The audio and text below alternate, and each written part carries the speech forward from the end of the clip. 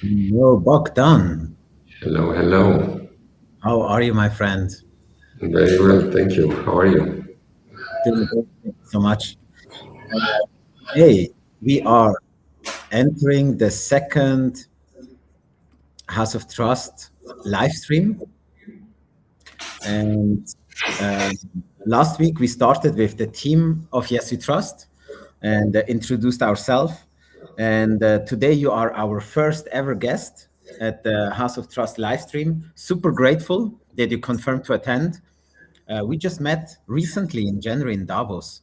And next to all the achievements that you have had in business, what really stood out was the human, the family values that I got to experience through you and your wife.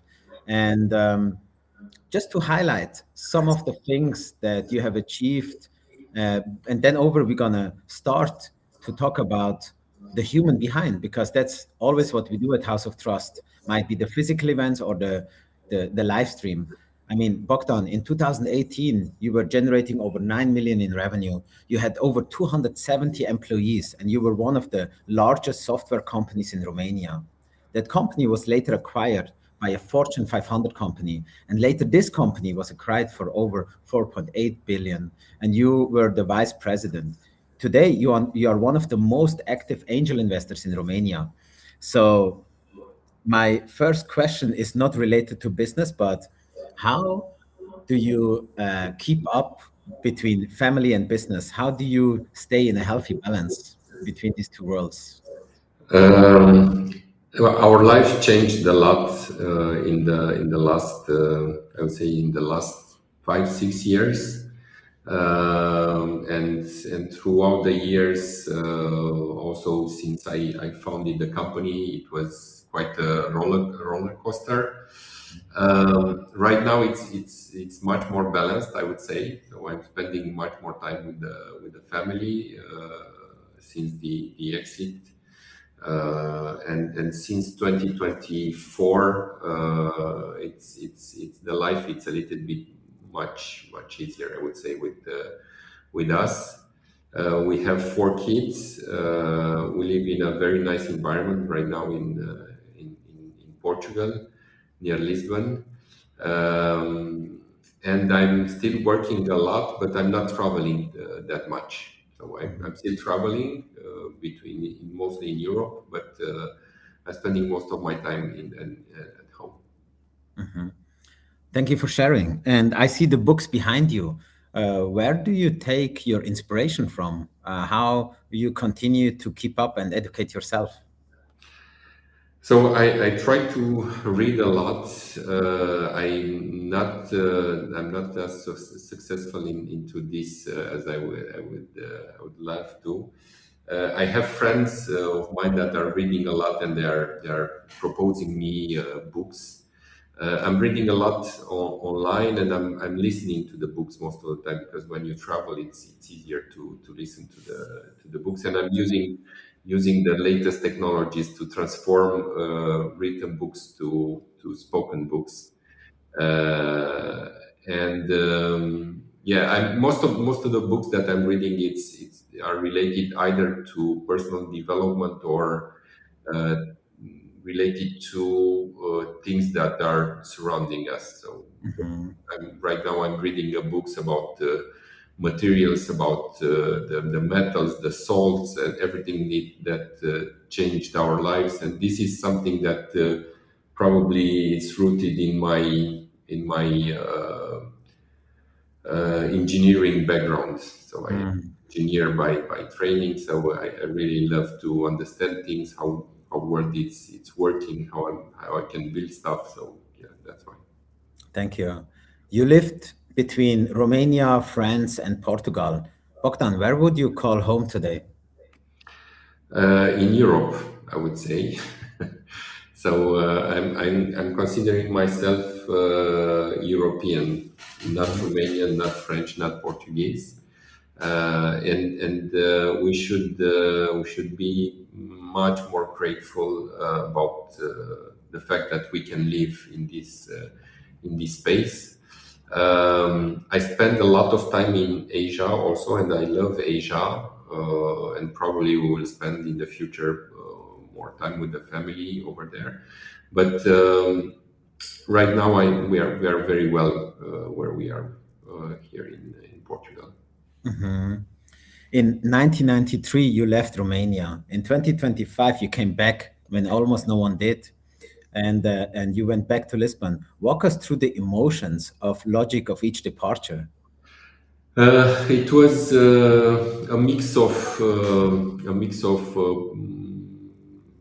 personal development decisions and interpersonal challenges, I would say. So it was the last one. I would say it was related to the fact that my life and the older kids were not with me at that moment, and the fact that the war started in Ukraine, and we decided to take put some distance with the war, and we decided end of 2022 to move out from Romania.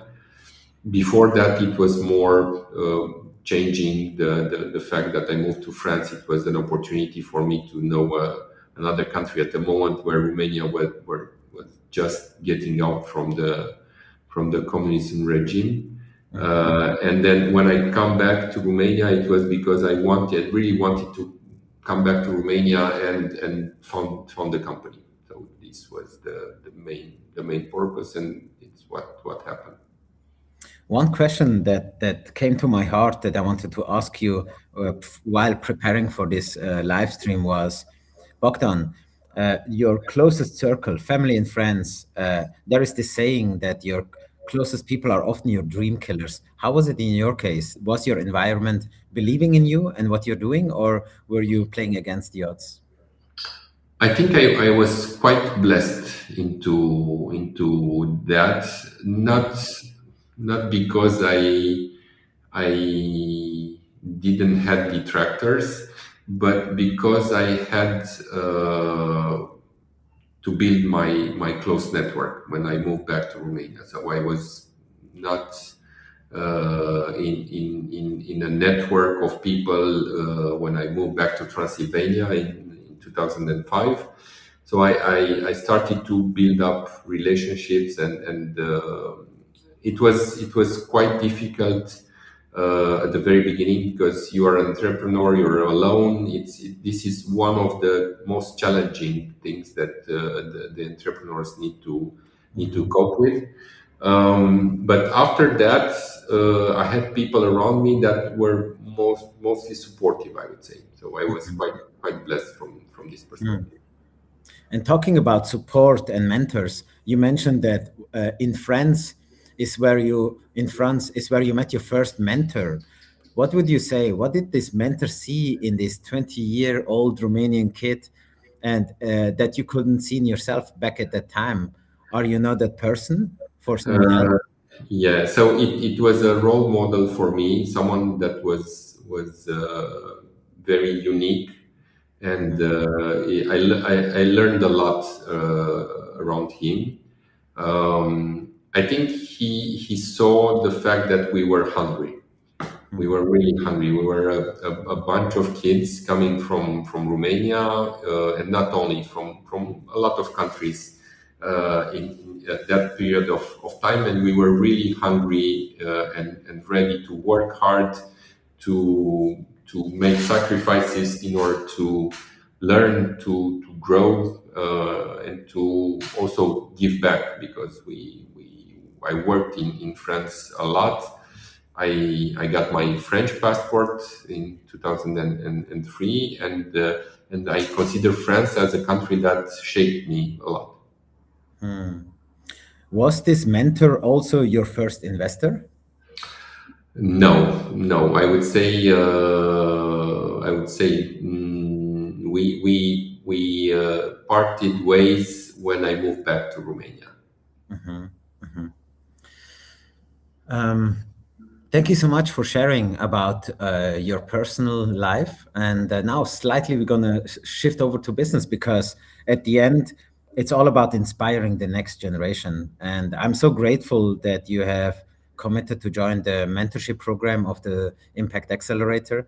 I believe that, yeah, people like you who were once in this 20-year-old boy and you experienced what a power it has to have a mentor who believes in you and see things in you, but also helps you to avoid certain mistakes that maybe has done. So deeply grateful that you're one of the mentors. And the next question that I would like to ask is, how did you, uh, when did you had your first investor, and can you share a bit more about this experience? How have you achieved to get the first funding? I would say that the first business collaboration that I had is when I started the service company. So this was quite unique because it was more a business partnership, not an investment Mhm, partnership. The first investment that I got, I think it was with one of the ventures that we started. We started with a bunch of other entrepreneurs. So in 2014, I looked into selling the company, and the first conversation that we had, that we didn't went through. It was with one of our biggest clients at that moment. It was one of the largest marketing and communication groups in the world, a French one. And I started to think about what I should do in order to change the business model. So the services business was quite good. It was growing, but I was somehow foreseeing the fact that the IT services will hit a wall at some moment. My initial prediction was 2010, after 2015, afterwards 2020. With the COVID, we had a gap, and afterwards an acceleration. And now with the AI, it's a real transformation for this industry.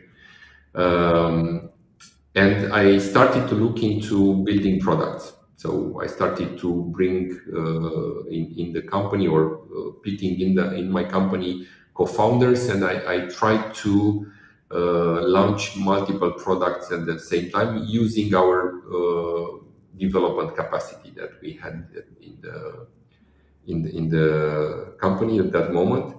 And our first investment, the first money that we raised, it was 200K for one of the startups that it's still alive right now. So we went through multiple transformation, not in a great shape, I would say. So it's a tough business.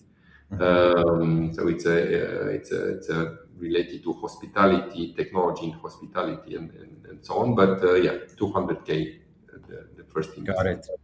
And if you would say your skills back then and today, when it comes to negotiation and fundraising and speaking to investors, because this content here is for founders that are in their growth stage, who are doing fundraising, who want to have access to our network of investors. So what has changed in the years of Bogdan speaking with investors? What were some of the tweaks that you found? Okay, this is super valuable, that you would like to share with founders when it comes to fundraising and negotiation and speaking with investors? I think the best advice that I got, and I read, and I experienced myself, is you need to go to the right investors when you're Mhm, pitching your idea.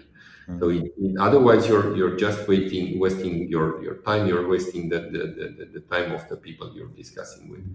So you really need to do your homeworks before starting to raise.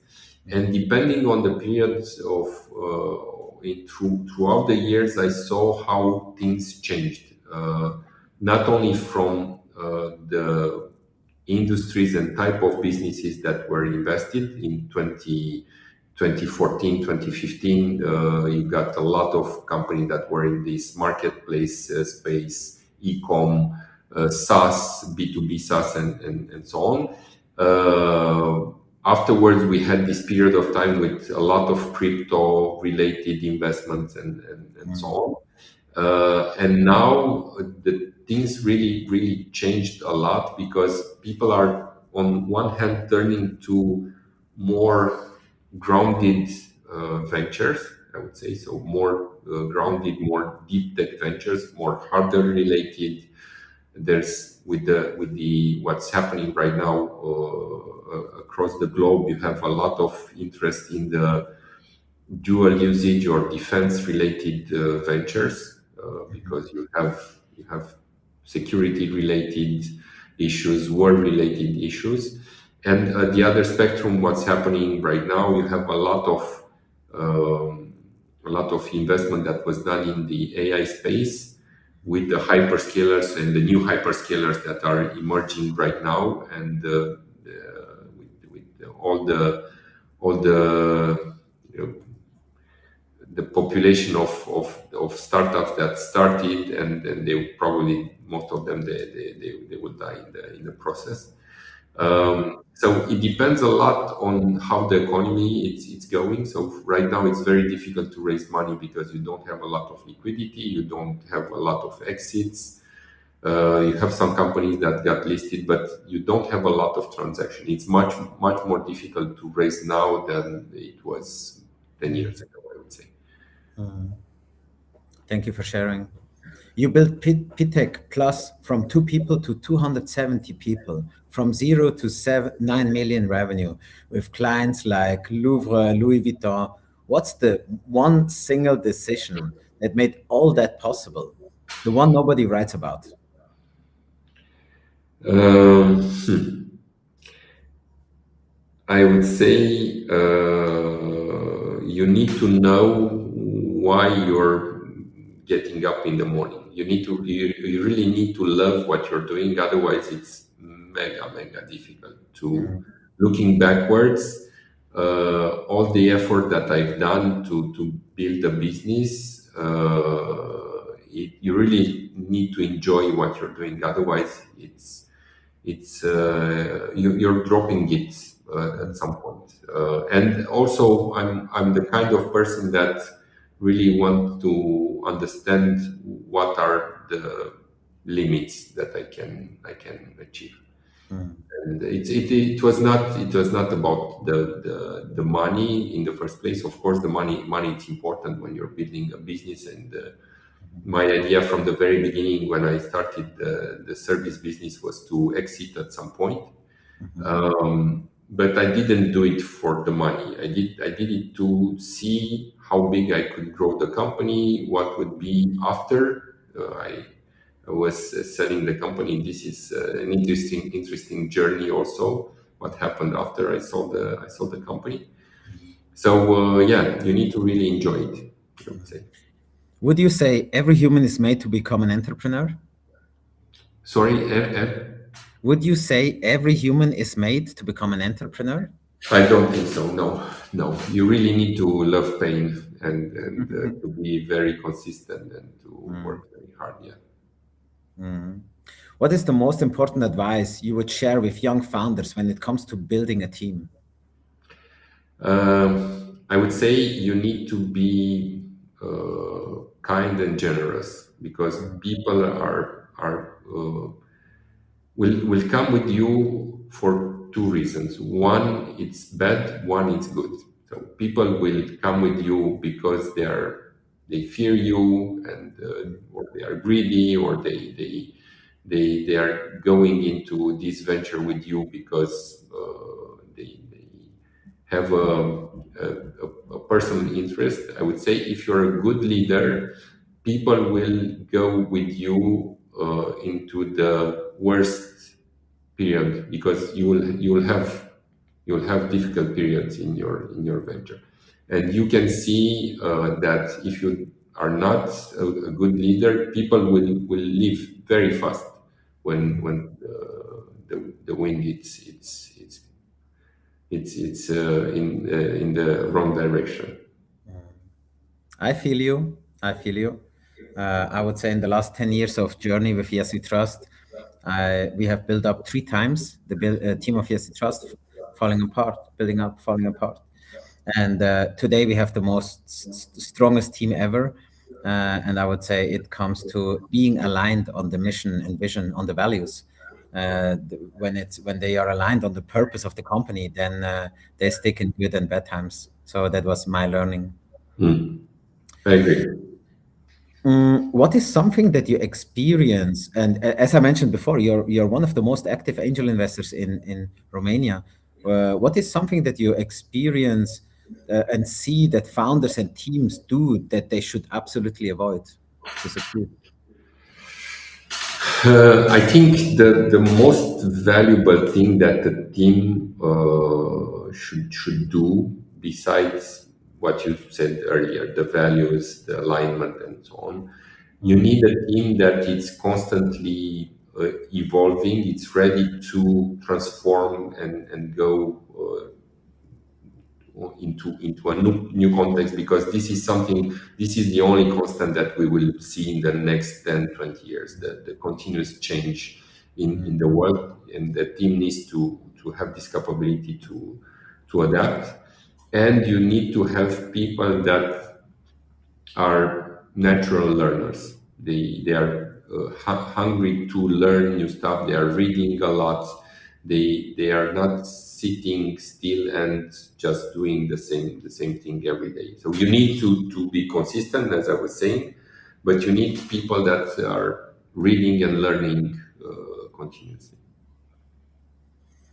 If today a founder wants to start a new company, and what would you say? What are some of the most interesting sectors or areas where a founder could start a company?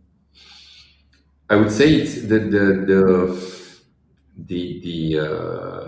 landscape changed a lot with what happened in the last 6 months, 4 to 6 months, I would say. I Right agree. now, you don't have really a barrier to entry in this technology space. I'm talking about software now. I'm not talking about hardware. It's a little bit different. But even for hardware, I think things will shift, and it will be easier to build hardware also. But for software, it's something. Before it was very hard, and you had to had a very strong team of people that were capable into building software. Okay, at least in our space. Right now, it's not the case anymore. I started to build stuff again a couple of months ago. As we are speaking, I have some agents that are coding behind the scenes on the laptop, building stuff. So this is something that changed, and I think we will have a lot of ventures that will not be super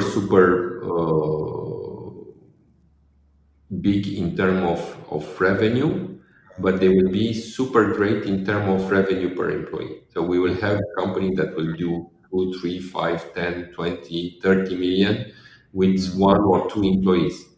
And this is the major shift in what we are seeing. Mm. Have you And heard about the bet? just to finish, most of the time, these people will not need investment. So they will bootstrap, they will build stuff, and they will launch projects, and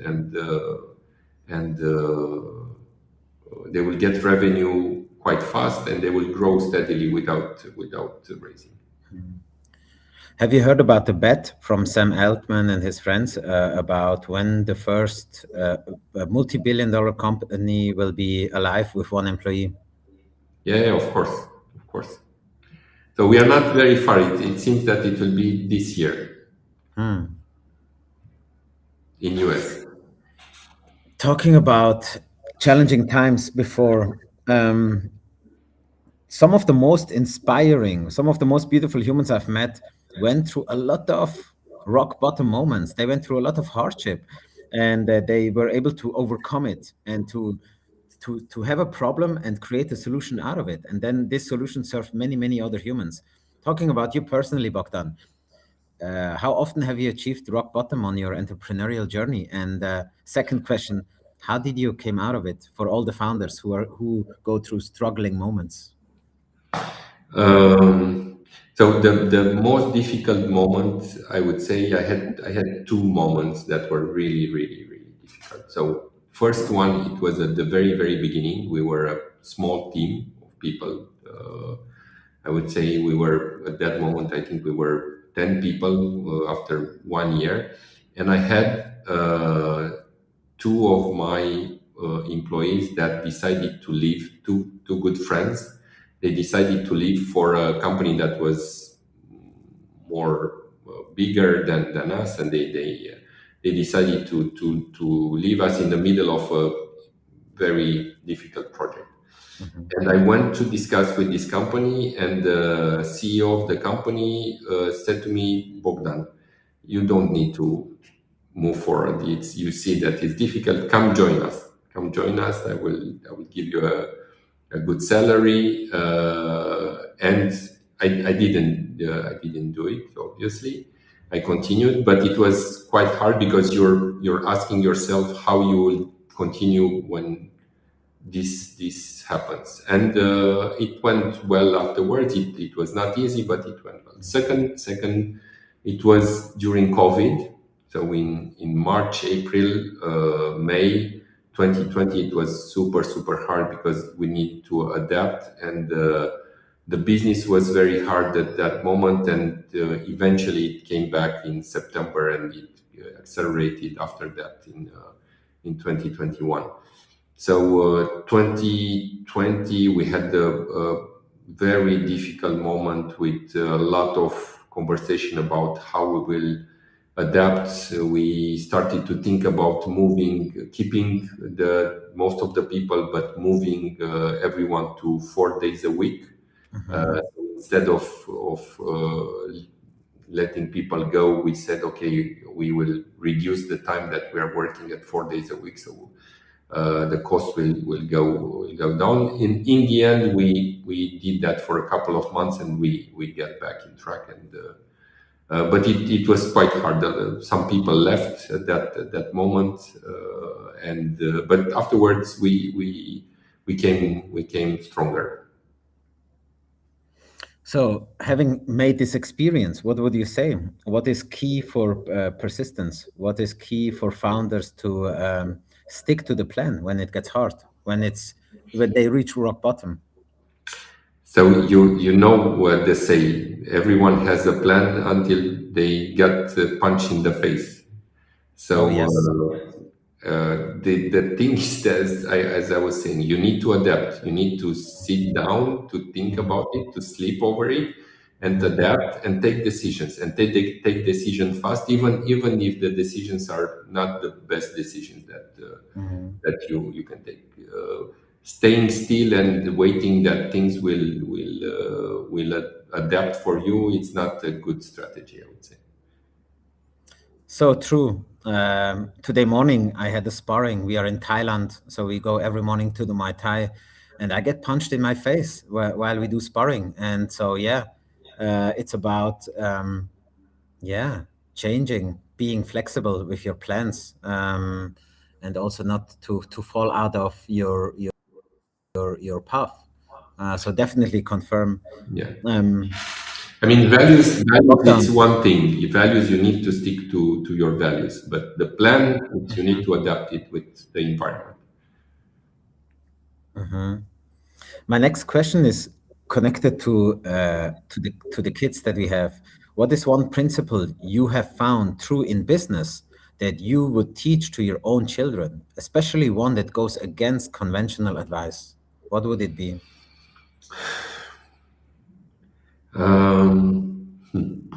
Very good question. Mhm. Um, I would say that I would go back to what I said earlier. So money, it's not important. What's important is to continuously learn and adapt. This is true in life. This is true in business also. I mean, someone Mhm. who wants to change the journey.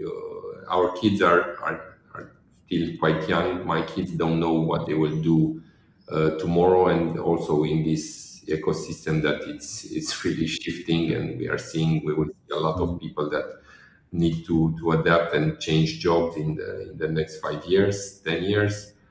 uh, you need to learn. You need to learn permanently, and you don't need to stop and say, "Okay, I went to school, I went to high school, and that's it. I don't need to learn anymore." This will be more true in the future years than it was in the last 10, 20 years. Hmm. Yeah, it seems like in the Maslow hierarchy, we have reached the top self-actualization, self-realization. And at the same time, we are so privileged as humans that we can think about purpose and meaning in life. And I recently read a case study where they say that Gen Z is the most miserable generation. What a hard statement. And I believe that the young people, we have a crisis of purpose. We ask ourselves, hey, why am I on this planet? How should I spend my lifetime with? And there is this beautiful concept called Ikigai. And there is also a book about it that I really love. And yeah, I see a huge chance when it comes to having more and more workspaces replaced through AI and technology. We should not fear. This should give us humans the possibility to say, hey, we have more capacity, we have more time, we have more freedom to think about purpose and meaning in life. And how beautiful would it be to live in a world where humans are creating something meaningful for humanity and society? So this is what I wish, not only for our kids, but also for many, many other humans, that we can inspire them to create something. And yeah. One question that I wanted to ask you is, Bogdan, which age did you become a millionaire? If you might open up. It was in 2019, so I was 44. And once you are in this entrepreneurial journey, you raise capital, you start to generate millions of revenue, you start to become a millionaire. When was there a specific moment where you were like, aha, okay, wow, now I get it? The game is still the same, but the numbers are getting bigger. And once you have achieved a certain level, you are capable to scale and grow from there financially. Was there a specific moment in your mindset that clicked or that shifted? Not really, I would say. So we try to continue to live a simple life with my wife and kids.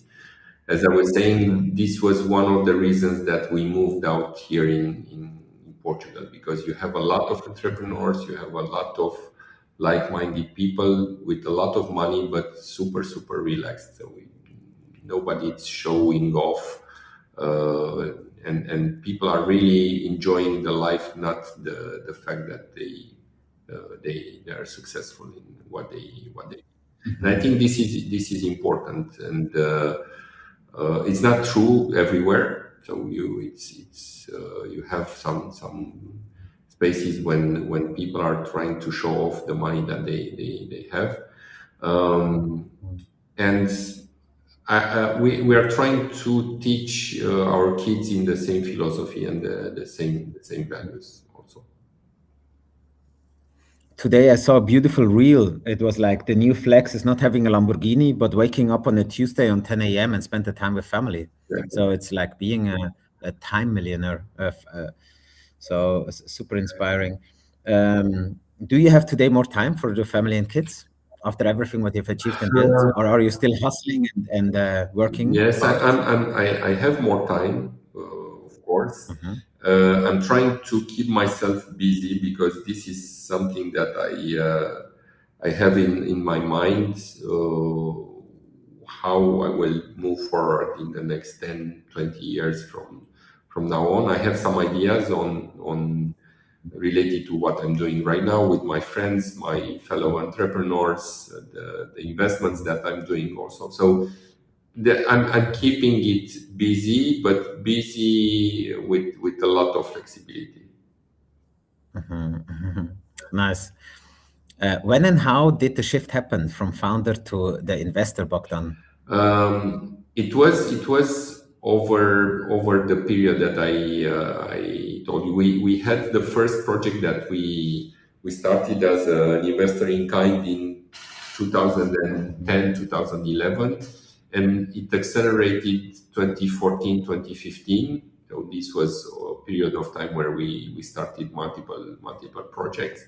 And afterwards, it was the second wave. I would say it was post exit, where I started to invest more. I'm not investing anymore as an angel, I would say. I'm investing more through VC funds or through vehicles that are getting access to late stage companies in this space that I express. I'm quite interested still by the hardware space. I have two investments in hardware in security in Switzerland. Mhm. So it's a very interesting country, I would say. So Switzerland is also on my list as a country where I would love to spend more time, Mhm. because it's a country that has a very interesting mix from all the perspective, quality of life, technology, Mhm. values also. So it's something that we have on our list. You're welcome Yeah. anytime, anytime in Switzerland, and especially let's let's uh, let's let's try to be once together in Ticino, in the Italian part of Switzerland. My aunt has a beautiful hotel and restaurant in the Piazza of Mm. Locarno, and yeah, it's a beautiful place, Valle Maggia, with the river and the nature. So definitely something we can aim for to do Mhm. in once a summer. One question I would like to ask you also is the following. In public, people always celebrate a big exit. When you sold Pitech Plus, publicly it was described as a turning point, as a huge success. Did you also felt it personally? And did you felt something is missing once you exited? What was happening inside the inside world of Bogdan once you exited the company? So I would say it was a turning point because it was the beginning of a new period of transformation for me. Mhm. I had an exit that was structured from the very beginning as a long exit. So the initial Mhm. exit was 6 years, and the second exit, after the company that acquired us merged with Concentrix, pushed a little bit more the limit. So I would say I'm enjoying as much as possible, and it was a super experience. The post exit period was very nice because even though it was hard and challenging, we managed to get the most out of it, and it was a successful exit. Most of the exits, the mergers or the exits, are not so successful, unfortunately. So this is one of the challenges and the advice that I would give to founders. It's very nice to build a company and to have something that it's big and growing and so on. But the most important part for me, if your perspective is to do an exit at some point, is to prepare and do a correct exit. Otherwise, you will work a lot. You will see going and growing a company that it's like your baby, and if the exit Mm. is not okay, you'll feel the bitterness in your Mm. heart. Yeah. So let's stick to this topic. What would you say is an important advice for a founder once he established a company and he's on the way to exit? What has a founder to do to exit right? I would say you need to be patient. You don't need Mm. to rush it, and to find the correct partner to do the exit. If it's a fund or it's a strategic player, or you're doing an IPO, you need to be patient and to pick the right moment and the right partner to do it. Don't rush it, because for us it was a long journey. We started in 2016, beginning of 2016, and we closed the exit after the third time. So we had two other companies Wow. that went through due diligence with us, and in the end, we exited with the third one. Something that is also special to me is, Bogdan, you stayed through two acquisitions. Webhelp in 2019, Concentrix in Yeah, 2023. A lot of founders take the money and leave within a year. Why did you stay? I mean the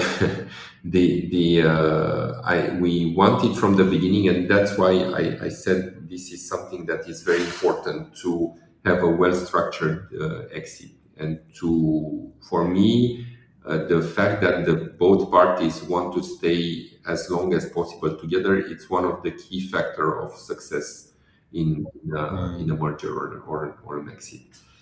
If someone will tell you tomorrow I want to take the money and leave the company in 1 year or 2 years, it's a big red flag for me.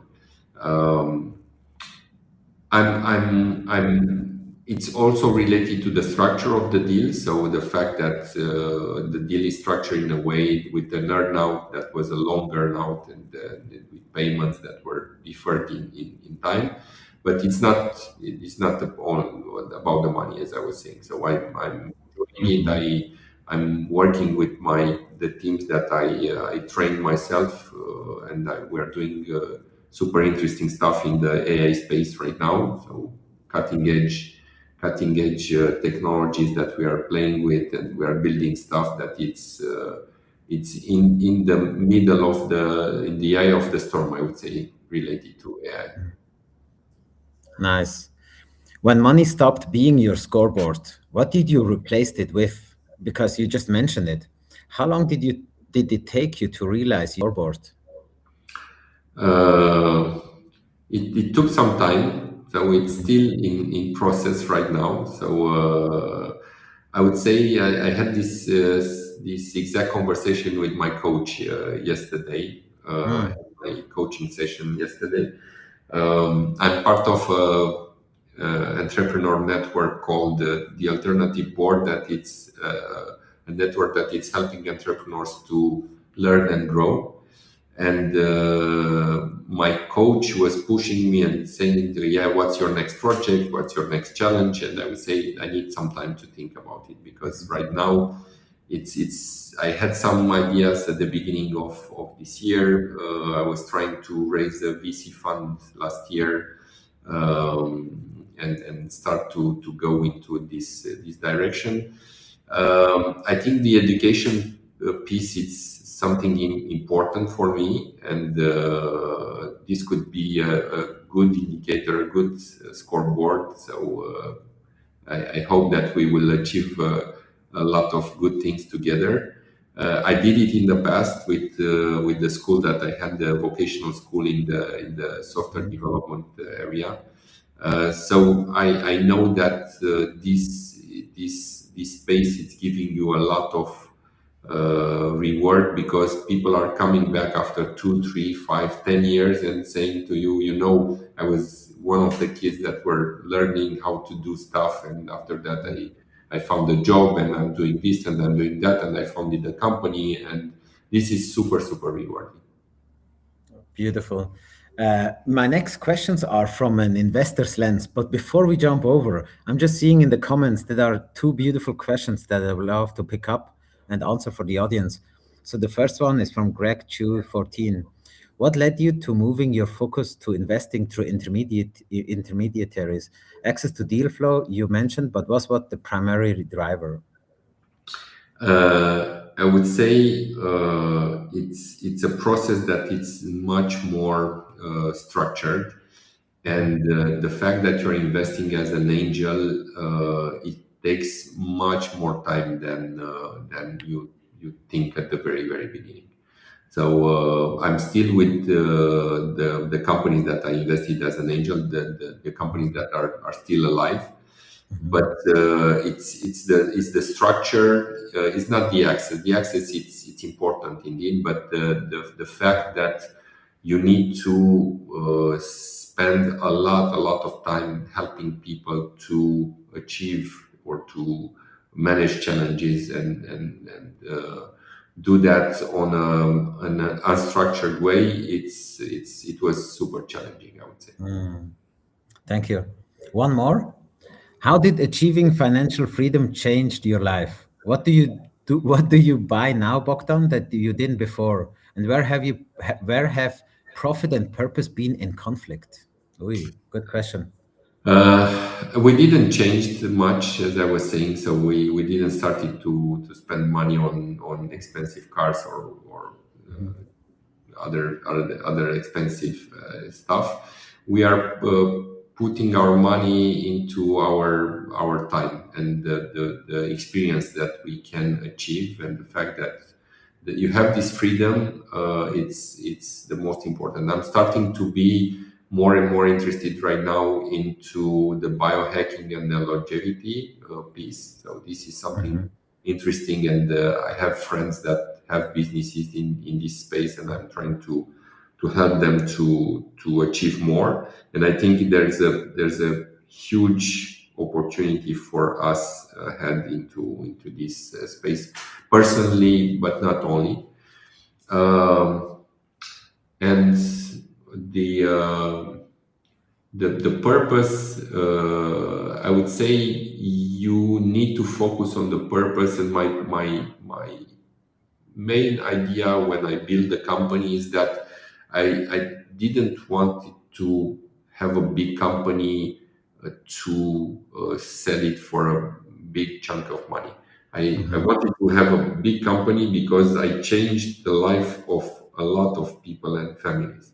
Most of the Mhm. people that started to work with us, they were just getting out of the school at that moment. And I still Mhm. have people that are working with me after 20 plus years. And I saw Mhm.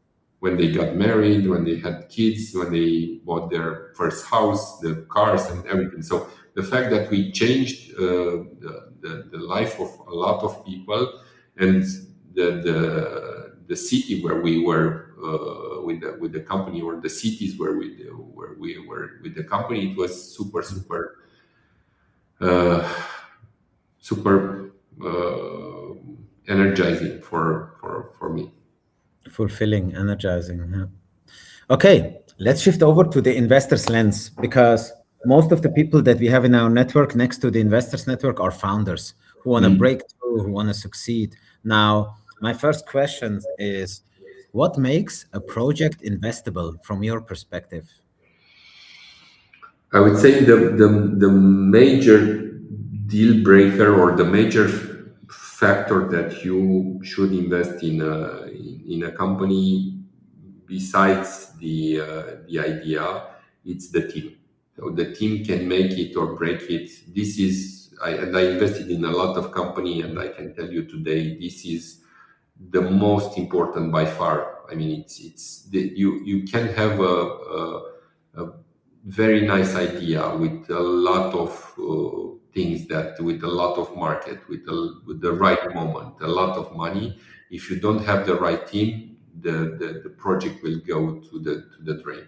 If you have a good team, you can have the shittiest idea, the team will get the most out of it, and they will achieve things that you couldn't imagine. They will be resilient, they will go through tough times, they will pivot, they will find new money, they will do everything to survive and build a business in the end. And this is also the showstopper today. It's not only the fact that you should invest in a company, it's also the fact that you shouldn't invest in a company. Mm. So beautiful and so true.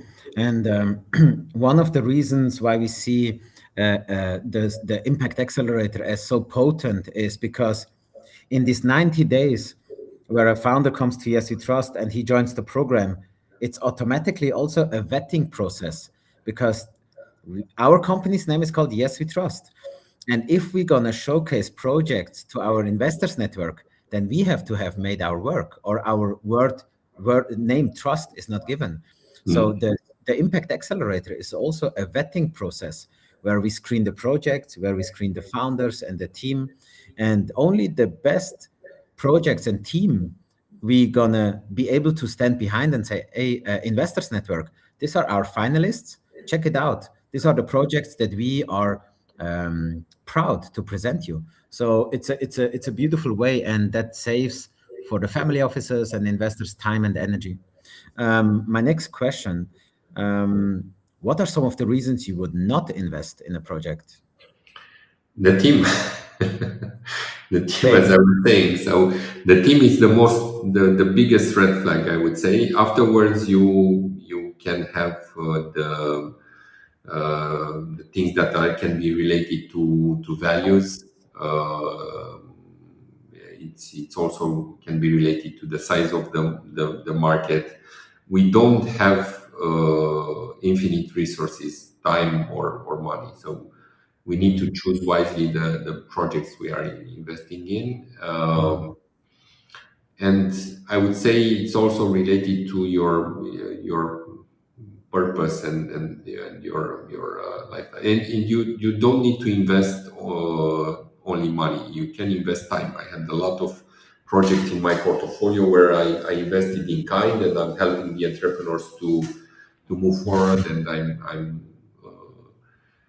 giving them feedback from my experience, my technological experience, also not only as an entrepreneur, because it's quite difficult to navigate when you're building things that you don't really understand fully. Mm. You yourself, while exiting the company, went through a due diligence process, but also as an investor. How does your due diligence process look like today? And how did it change over the years? So I would say this is one of the things that moved me from investing directly to investing through some vehicles, because doing a good due diligence, it's really hard. You need to go through some specific steps. You need to be capable to have someone in front of you that is capable to give you all the information that you need in order to Mhm. to do the full due diligence. I did some due diligence in the last years, both from team's perspective and from technical perspective, Mhm. and it's quite interesting because today it's much easier to do this than Mhm. yeah, I would say 5-10 years ago. You have all the tools in your toolbox to do it much more easier. Are you using AI for the due diligence process? Yes, yes, Mhm. yes. Nice. Uh, Most of the founders who come across myself and Yes We Trust and join the Impact Accelerator, they have beautiful ideas, but somehow some of them are struggling uh, to get the funding that they need to make the next step. And you said it before. You were like, the most single important advice is to know who are the right investors to talk to, right? That saves you a lot of time. What would be the second advice that you would give to a founder who are struggling to achieve fundraising? Um, to be patient, to be patient and to execute with the resources that they have. The most important thing in any venture is to survive. Okay, it's Mhm. important to grow, but if you're dying, even if you're the biggest company in the world, you died. You're not existing anymore. So it's more Mhm. important to survive than to grow, I would say. So if Mhm. you can bootstrap, if you can find ways to keep the company alive, if it really makes sense to keep it alive, because sometimes it's better to kill it and start something fresh. Um, I would say be patient and resilient. Yeah. Mm. One more question that is on my heart is the difference between legacy founder and exit founder, right? I mean, there are people who are building for a legacy, and there are people who are starting a company with a clear goal in mind that they're going to exit the company. When it comes to you personally investing in projects, are you more looking for legacy founders or exit founders or both? Uh, yeah, depends on the business, I would say. So Mhm. Mhm. there are businesses that can be legacy businesses that are, as I was saying, more grounded to our environment, to our life. The tech businesses, I think it's so volatile today. You need to think it through and see how you can make an exit at some point to have a tech related business that will still be here in 50 years, it will become more and more difficult, I would say. So it depends on the type of the business. In the portfolio, of course, you should have both type of businesses, and it's Mhm. what I'm trying to do right now. It's not easy, and the legacy businesses, it's most of the time not super sexy businesses. Mm. Mm. Yeah, I recently read a post from who was it? Jeff Bezos. If you have a 10% chance of a 100x return, you should take that bet every time. So it was something that I saw that I thought like, yes. I mean, when I started Yes We Trust, I had the clear Silicon Valley mindset, VC mindset, growing, scaling fast with the application that we developed. And over the years, you grow as a human, and your purpose in life changes, and so does the company changes with you and grows. And I think it can be also a mix of, I mean, investors can always enter a company and exit a company depending on the stages. And it still can be a legacy company. So it can be also a hybrid between a legacy and a exit founder. My next question is related to fatherhood, parenting. You have four children, Bogdan. Beautiful. What a blessing. By every metrics of founder's life, that's three more than the optimal number, they say. What did fatherhood teach you about building companies that being a CEO never could? Uh,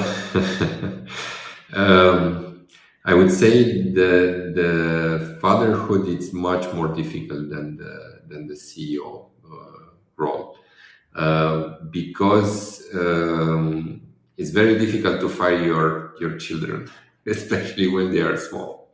But joke apart, I think you have you have this bonding and this chemistry that it's going through you with your kids, that it's I never felt it with any of my businesses.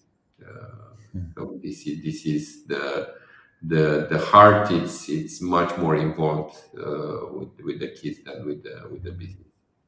Hmm. Is there a specific guilt that you felt from building something ambitious while your kids are small? Did you felt it? And what did you do about it?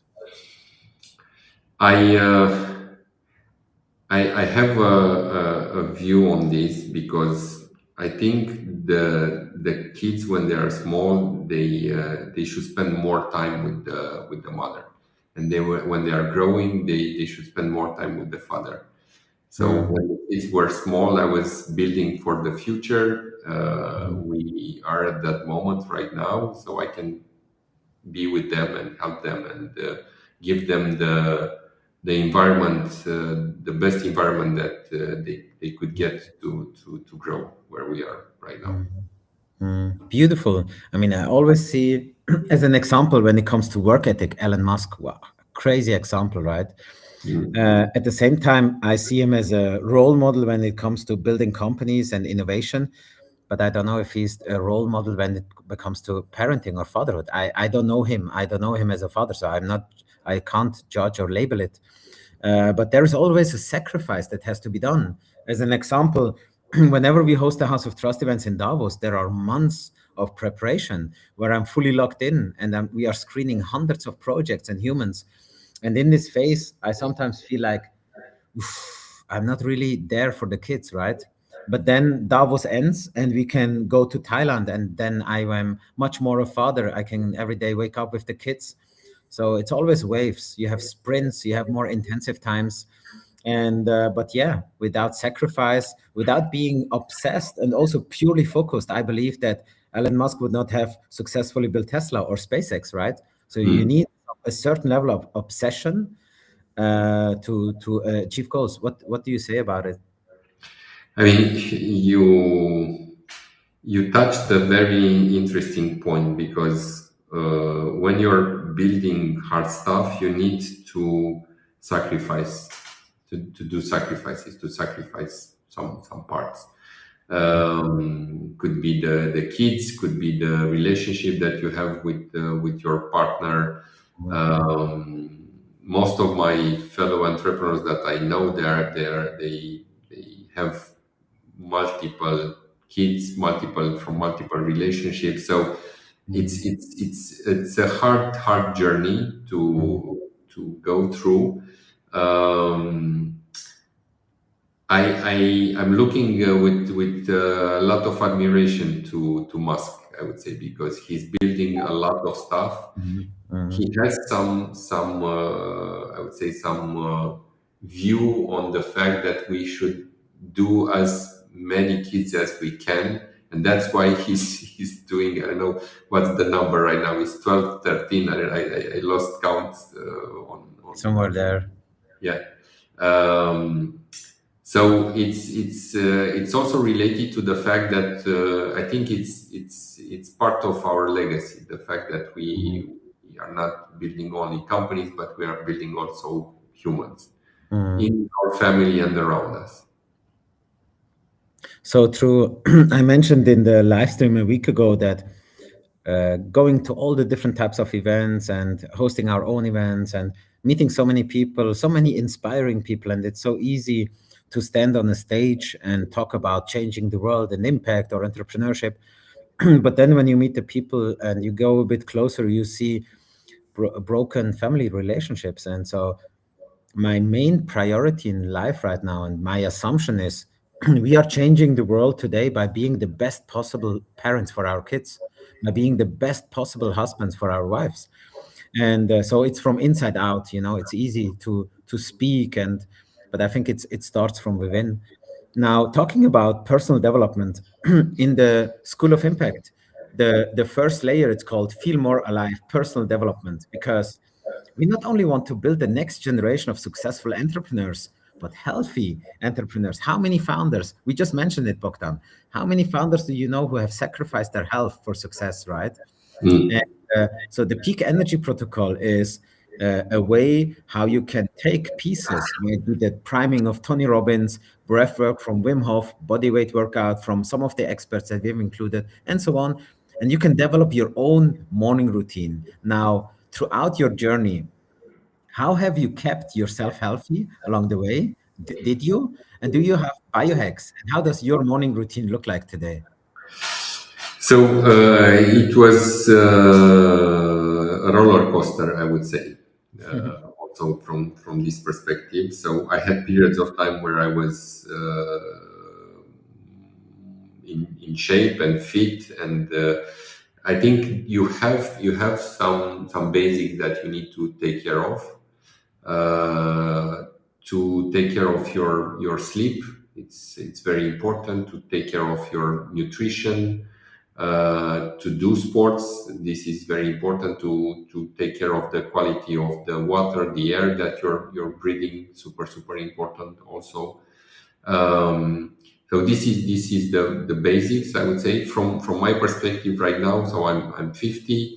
I'm trying to be as healthy and in a shape that will keep me active and with a good brain for as long as possible, and then hopefully we will have this new technology that will keep us in shape and healthy for as long as possible in order to enjoy our kids and the surroundings.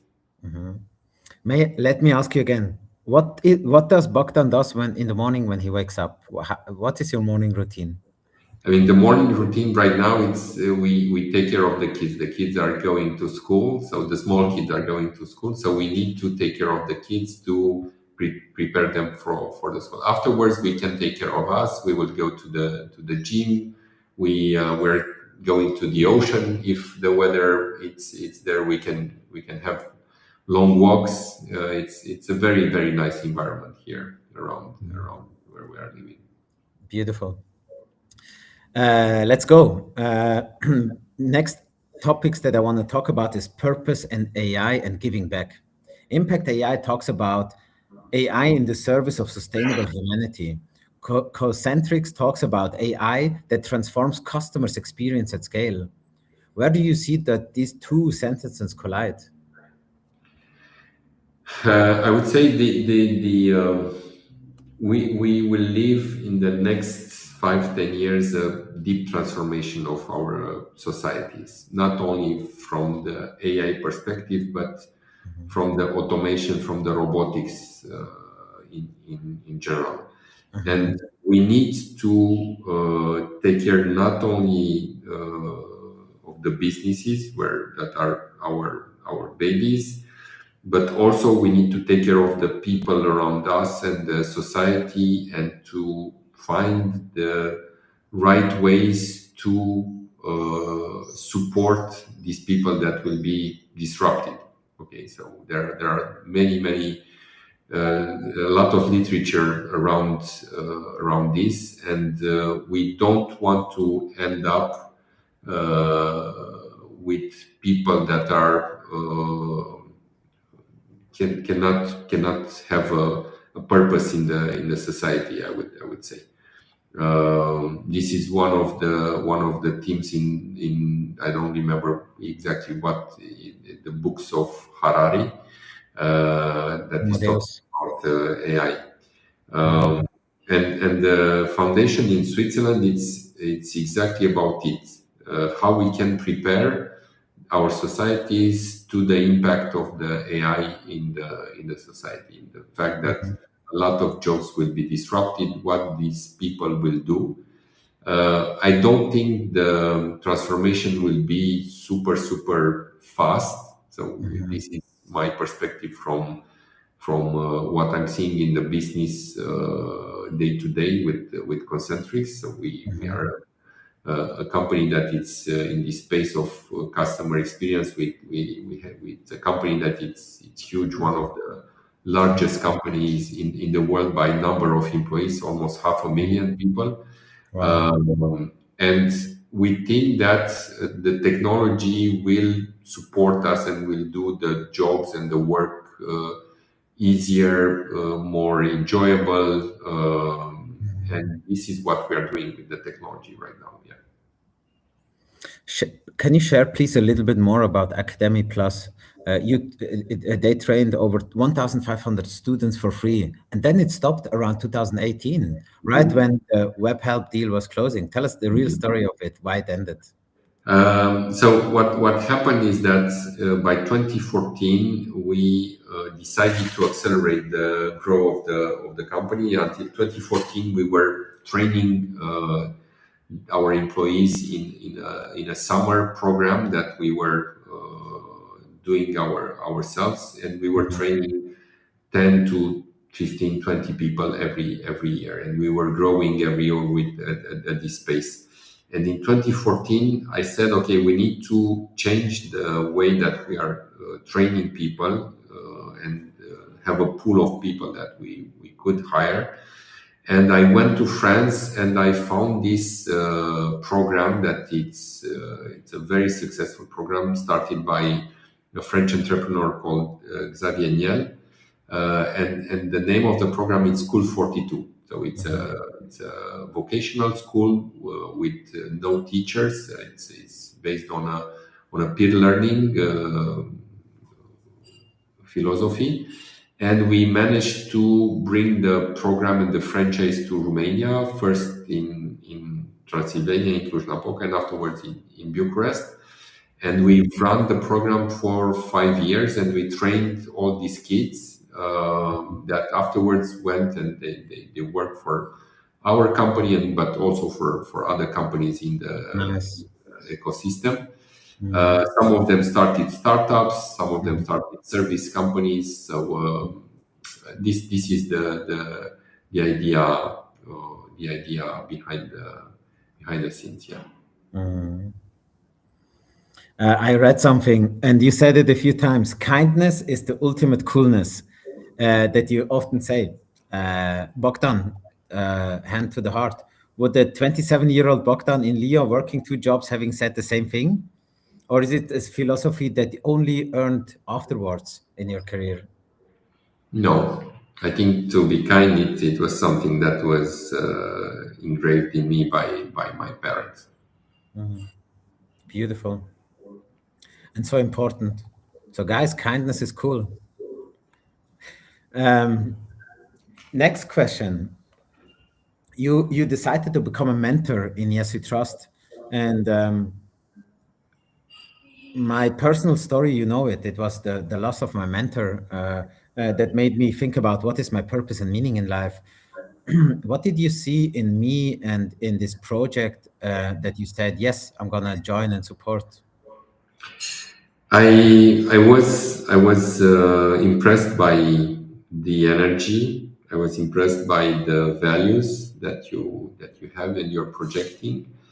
And I think it's as I was saying earlier, the fact that we can have an impact on a lot of people that are going through this educational program. Could it be entrepreneurship? I mean, it would be a mix for me. It would be a mix of entrepreneurship, values, lifestyle. So it's not only about the fact that we need to build companies. It's also about the fact that we need to build ourselves as Mhm. humans. Thank you so much for sharing, and deeply, deeply appreciated, Bogdan, to have you involved. I mean, I see Bogdan and Steph, let's say between 13, it can be between 13 and 35 years. Let's say the aspiring becoming founders who are studying, working somewhere, but they are trapped. They want to break out. There is a case study from McKinsey that shows that 43% of the millennials, nearly every second millennial, is ready to earn less money and to do something more social instead. So there is a growing generation that is seeking more purpose, more impact, more freedom. So this is the first layer where we talk about this peak energy protocol, find your purpose. And and then we have the second target group. These are people who already have established companies, people who mainly need fundraising, who need brand awareness, community growth. And I think both target groups are super important. Right now, we are focusing more on the established founders because these are the ones that are already in our network. These are the ones that we faster can, with a good feeling, present to our network of investors. And but at the same time, I see there is a huge market of a generation that is seeking more purpose. And I would say we have a crisis of purpose. And that's why I believe both target groups are both important. If I would ask you this question as a mentor, what would you say? Where should we put more focus on? Is it the established founders first, or is it the aspiring founders? Uh,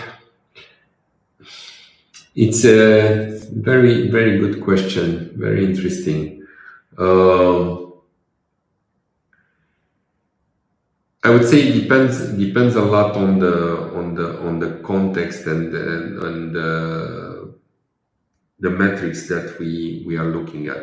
I think the fact that working with established funders will give us a more focused cohort. It will be a little bit harder, I would say, but we will see the results faster Mhm, from the program. mhm, Um, I would go with your choice. If you ask me today, I would go with your choice. mhm, And afterwards, once the program is established, you had the first cohorts, you can expand and grow it mhm. to the other population. Yeah. Something that is just coming to my mind, Bogdan, that I would like to ask you. And I know we are already over time, but there are two more questions and then we're going to wrap up. Um, Bogdan, the power of visualization. Have you used it on your journey? Yes. Every day I'm doing it. Yeah. If you visualize and you really look into what you want to achieve, it will. I'm definitely 100% sure that it will happen. Dear Bogdan, I would like to share with you that I live in the reality where we have achieved already to educate 1 million humans with the School of Impact. We have generated 1.39 billion Swiss francs revenue, and we have a pool of hundreds of millions where we can fund 1,000 startup founders with 200 to 500,000. And we have a generation that is living a life of purpose and creating something meaningful with that time. And we can hopefully create a little bit contribution to the shift that we need on our planet. So this is the frequency and reality I live in. And call it quantum physics, call it law of attraction, however you want to call it. But if you add every day the baby steps, it's just a matter of time until it becomes reality. Hmm. Now, something I was keen to ask you is the following. You have never, in any public interview, described a moment of personal failure. And that was surprising for me. Either you haven't experienced one, which is interesting, or you have, but you chose not to talk about it. Which is it, Bogdan? I'm a quite discreet person. I'm not bragging about myself. I'm trying to help the others. When I'm speaking, I'm not speaking about my success or my difficult times. Only if I'm asked directly, I'm talking about these things. So I had difficult times. I can assure you, I had difficult times. But I'm not someone who is talking very easily about this point.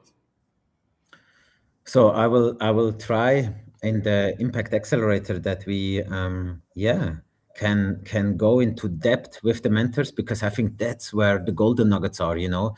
Today I know that the most valuable thing are all the mistakes that I've done in the last 10 years. These are the golden nuggets that I can share with the next generation and with the founders. And hopefully they say, often you hear the saying, you only learn when you did the mistakes by yourself, but hopefully we can help people to do certain mistakes not through our experience. Now, you have reached the stage where you don't have to work. You don't need to work, Bogdan, but you're still working as a VP inside the Fortune 500 company. What are you actually buying with that time? Relevance, purpose, projection from the question, what now?